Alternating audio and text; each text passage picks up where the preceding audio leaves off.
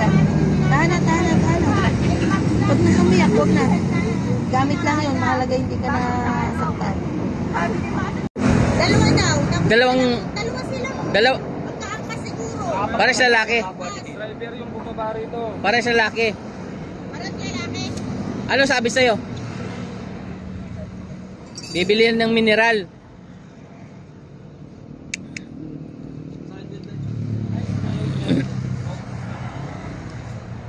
Ano, first time na nangyari sa'yo to?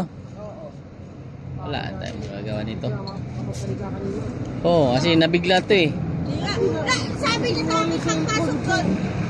Ayun, may nangyari. Ano nangyari? Hindi siya makapagsalita. Ay, na-shock yan eh. Sabi niya, Kawawa naman, umiyak eh. sabi ko, hala.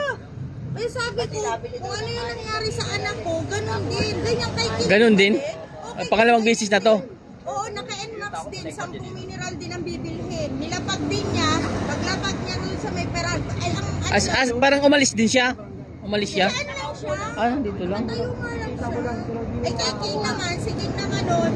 Nilagay niya yung cellphone niya sa perahan, tumalikod siya, binitbit yung perahan. Ang masaklap ng dalabenta ko at saka bago ang cellphone ni King. Kada dalawang Ito, ay parang bago lang to dito, di ba? Oo. Bago lang. Dating buwan pa lang. Tapos kinuha na. Ganoon talaga. Oo, tangi mo na ako ng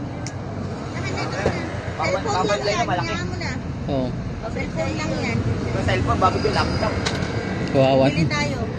Daw mga kaburlasi, kung sino man ang gustong magbigay ng cellphone dito. Di ba? Umiiyak ko, kawawa na. Process. Bakit tayo? Takot. Asa ang problema yung mga ano? Hindi ka naman inano. Hindi naman, wala namang nawalang ano. Hindi ka naman inano. Wala naman nawalang pera. Cellphone lang talaga. Wala pang benta eh. Wala pa kang benta yan. Takot. Kawawa naman, wala pang binta. Ninakawan pa ng cellphone. Wala talaga, mayroon talaga mga taong gano'n hindi lumalaban ng patas. Dito lang yan sila sa ano. Tawag ninyo doon Tabi. sa kanila. Kawawa naman, no? Na nanakawan yung cellphone niya. Yung